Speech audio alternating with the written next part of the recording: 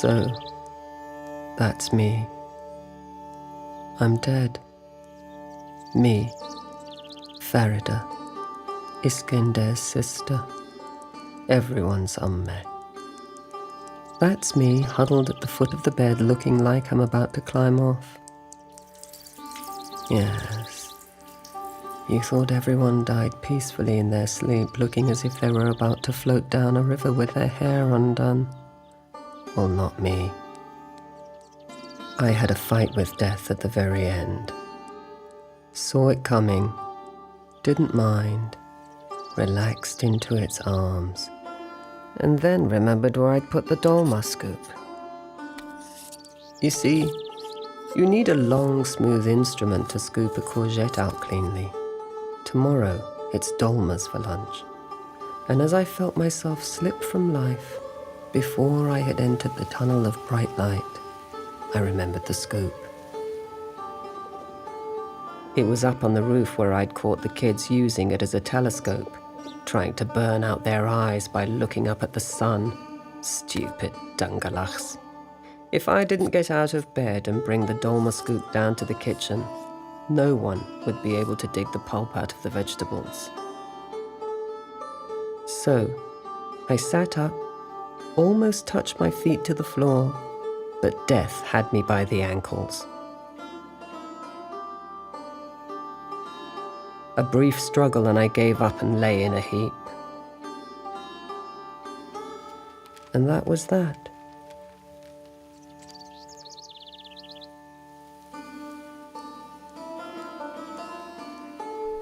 In a few hours, hopefully before I go stiff, someone will find me and stretch me out into some kind of elegant pose.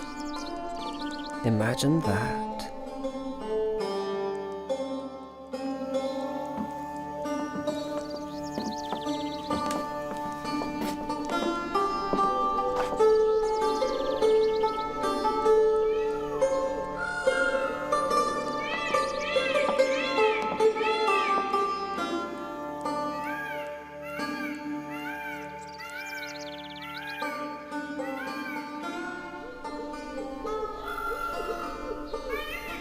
For the first time in years, my body will be unbent, soft, pliable. And no one will complain at my hunched shoulders ever again. No, they'll cry because I'm dead. And even though we all know it's coming, we still weep and wail at the time.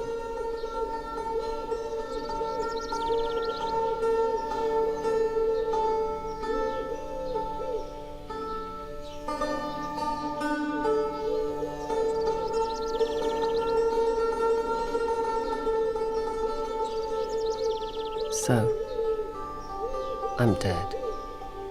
Now listen and I'll set you straight on a few things. I have something to tell you, but if I open my mouth and a flock of birds flies out, you have to catch them. All of them. Hold them close to your heart and never let them go. What I'm going to say has to be held tight in the palm, not twisted and turned into a story for later. Oh no. This is just between you and me.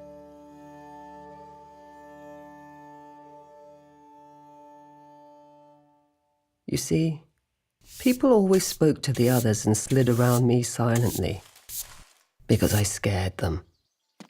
They thought I knew nothing about life, but what did they know? I knew love. You want to know how long I cried for my dog Grundug when he died? Months. Yes. Grief fades with time, but it takes a long time passing for memories to turn happy.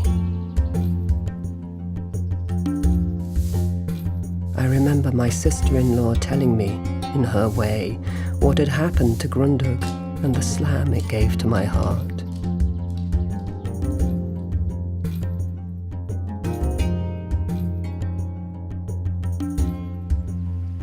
try to bury memories with the dead, but every now and then they spring up like ghosts to haunt us.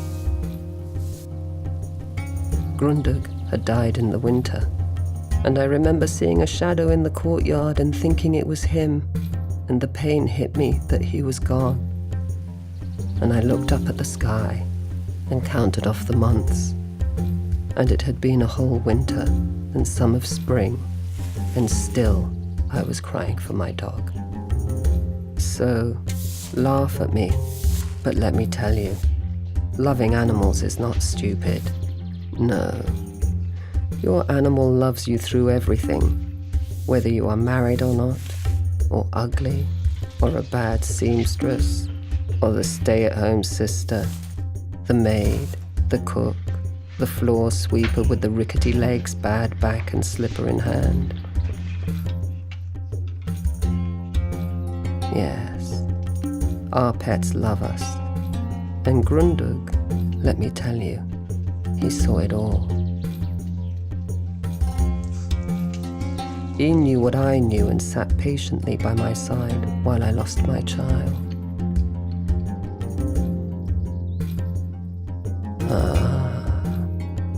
Now you're listening. But I'm well ahead of my story here. So be quiet and wait. I knew from an early age my path was different. My sisters all got married, plucked like ripe fruits from my side while I began to wither, left at home to look after my brother. I wasn't really interested then. Men seemed stupid to me, and women even more so. People joined up together for no reason other than their parents thinking they would make a good match. No talk about feelings, no whisper of love.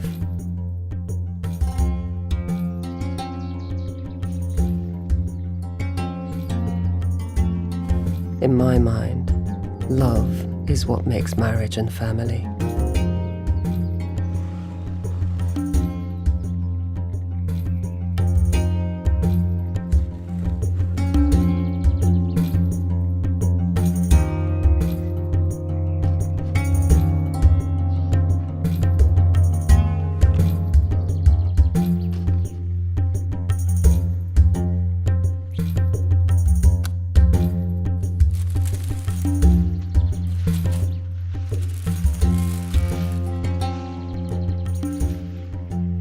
I have watched mothers with their children, and they cannot help but love their child.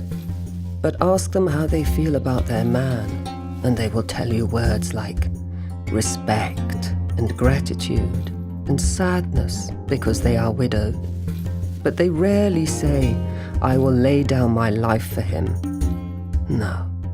For men and women, sometimes you have to wait, like I did, to find true love.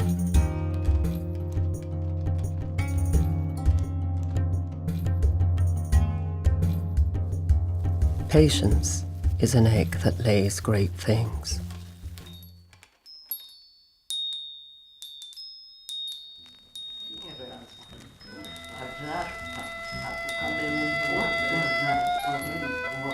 So, the years slipped by and people spoke of me like I was never going to hear their stories. But I heard them all. I saw the looks and the heads shaking as my years passed. And then more passed, and I earned respect from other women.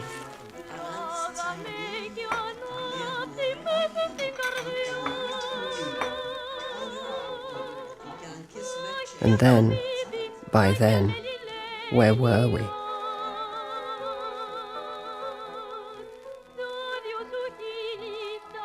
My brother was an alcoholic. Don't let's waste words. He could drink until everything came spilling out of his eyes instead of his mouth. He could tell you many things once, but even though it still went in, because of the drink, he filled up with sadness, and that's all that came out. I could have slapped him many times, my brother. He saw and loved what he had in front of him, but could he tell anyone? No, just that pathetic note at the end of his life.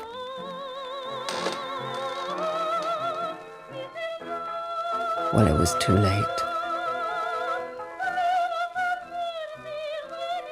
A human being needs to hear those words. I love you. Trust me, I am one that knows.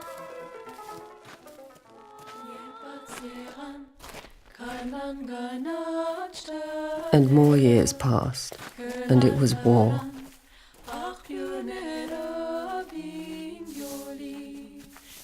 You want to know how painful it is to survive? To watch shadows of yourself pass by in an endless stream with their hair unbound? To catch the eye of some young woman, still pretty despite disease, and say goodbye, goodbye, goodbye, as her feet throw up dust.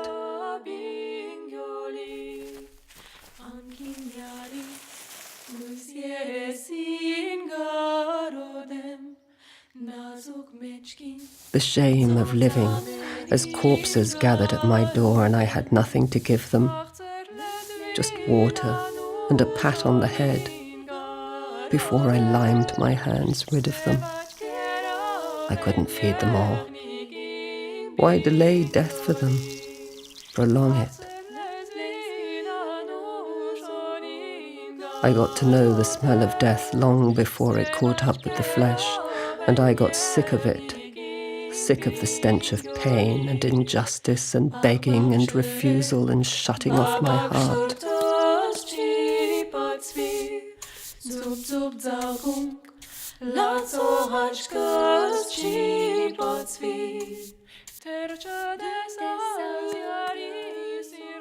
That must be why it happened.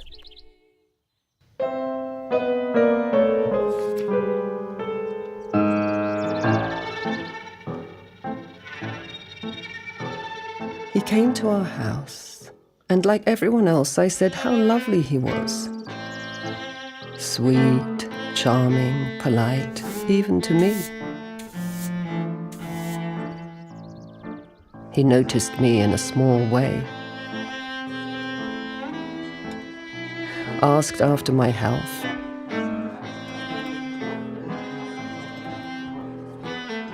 And I noticed him barely at all.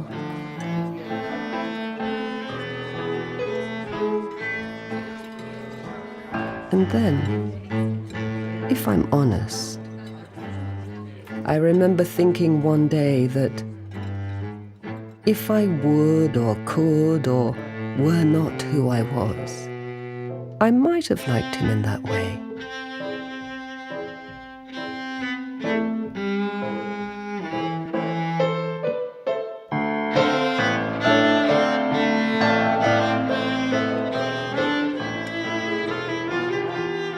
But my life was different.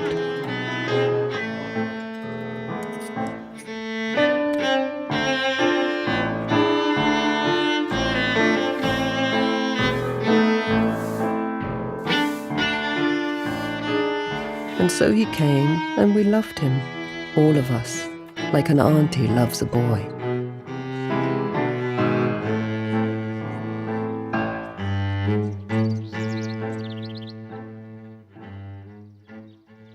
And one day, he came to the house, and it was my birthday.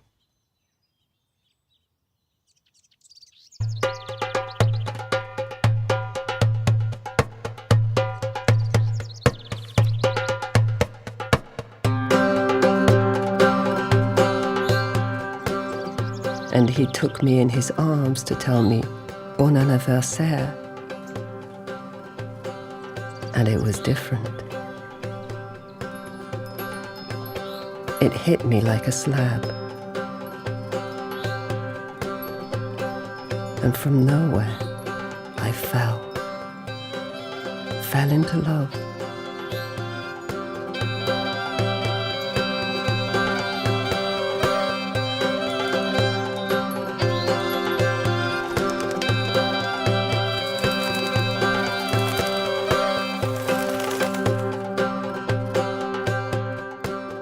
where does that come from?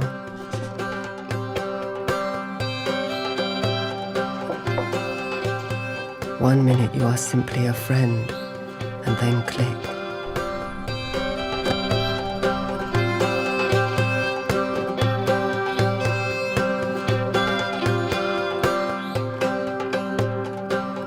A key turns, and all you can think of is burying your head in their neck and smelling the warm, sweet air that nestles there.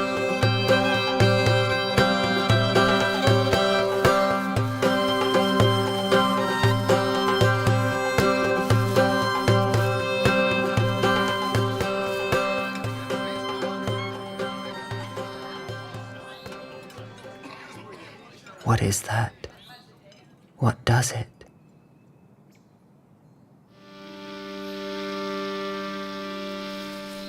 Is it that you catch them looking at you in a surprise moment, unawares? Or that they then hold your gaze once caught?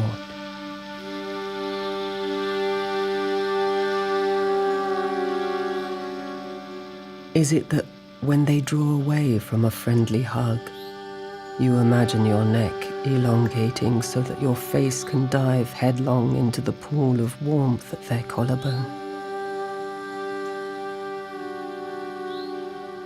Or that you kiss hello in line with everyone else, and the corner of your lip accidentally catches the corner of their lip, and your stomach sinks into your deep, wet sea, and your knees want to buckle, and you realize.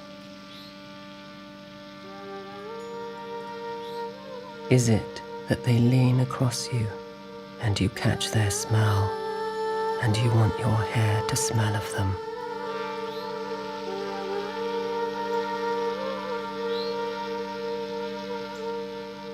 That if your hair smells of them the way you want it to, it means you have loved them good, the way you suddenly want to.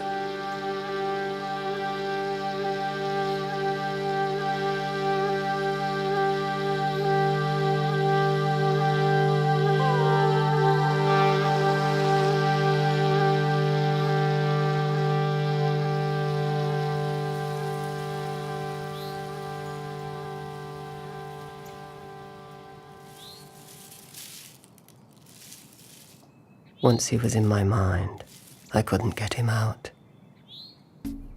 He was there, constantly, everywhere I turned. And I knew lust and desire and joy at the casual mention of his name.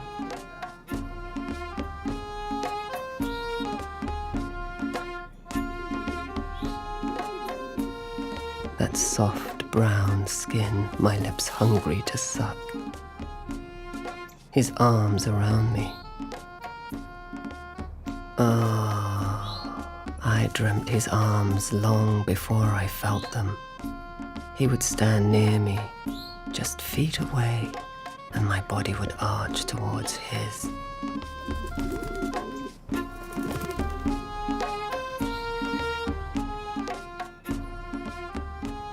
If I had taken a knife, I could have cut the air between us, fed it to the birds, and watched them fall to the earth like stones with the weight of it.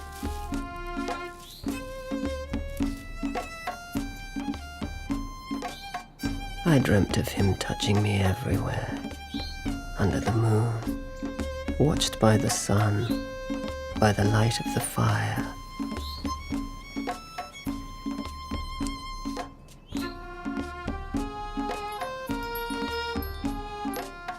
In my hair, my breasts, my thighs.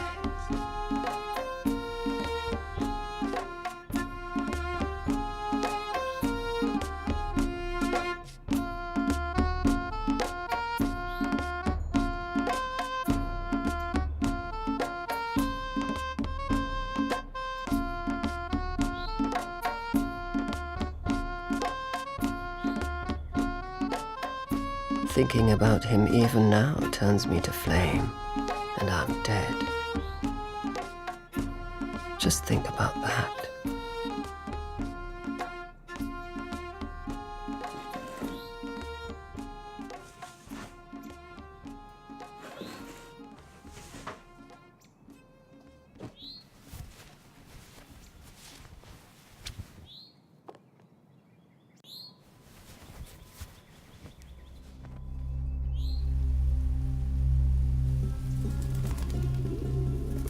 It was at my brother's house.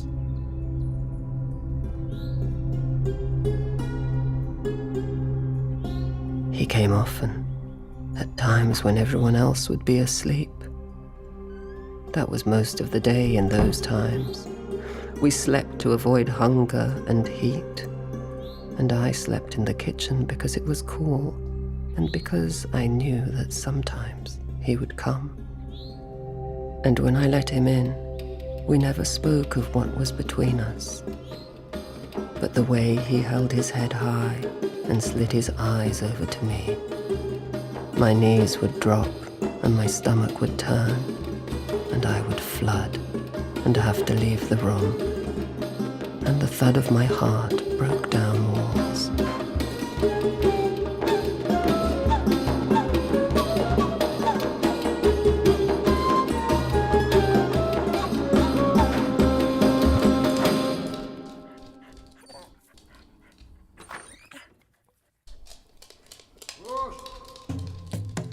And you would come to the door, and I would let you in and do anything that you bid of me. My own life meant nothing, and the risks that you brought gave shape to my life. I would do anything for you, wherever you asked. And one day, your hand touched mine as you passed me a package, and you held it there. And my heart flew through my veins, trembled in the palm of your hand, and I shut my eyes, and you moved behind me, and I felt the heat of your chest as you put your lips to my neck. And we moved towards the darkness, where not even the shadows slept, and we lit it up with fire.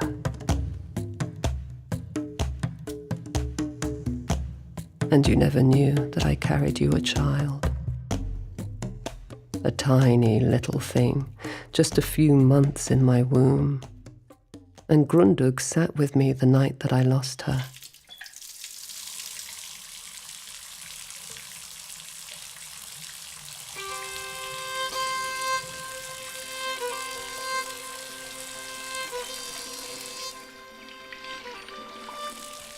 There was nothing to see.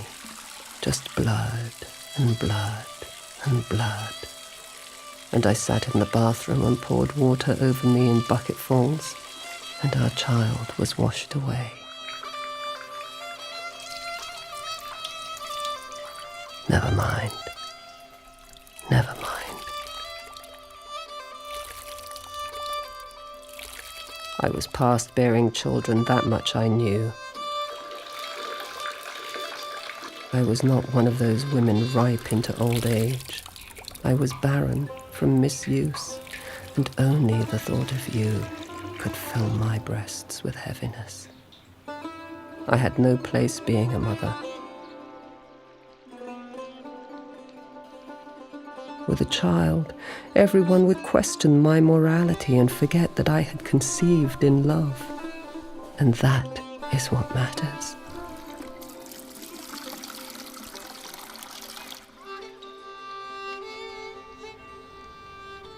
I mothered love, and not one person knows.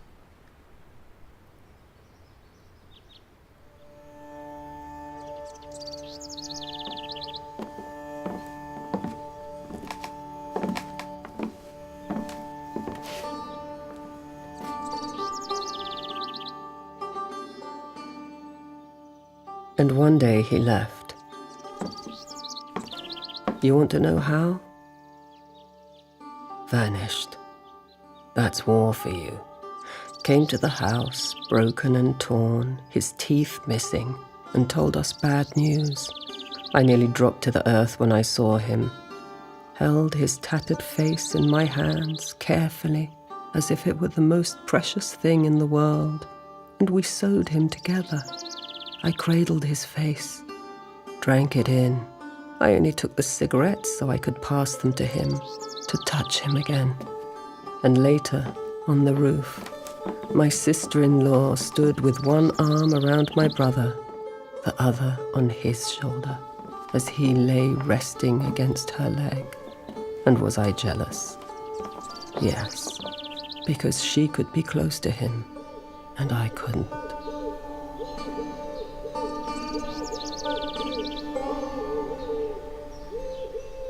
So I shut my eyes and flew through her body into her hands to feel his warmth.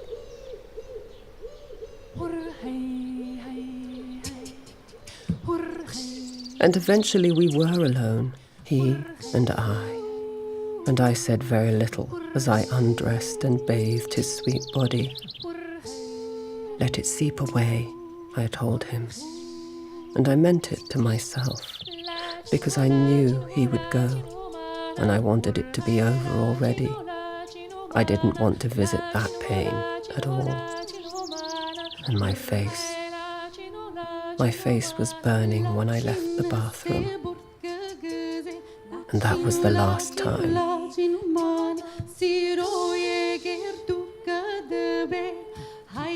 He left me something, and I tell you, I was too scared to open the rag he had pressed to my heart.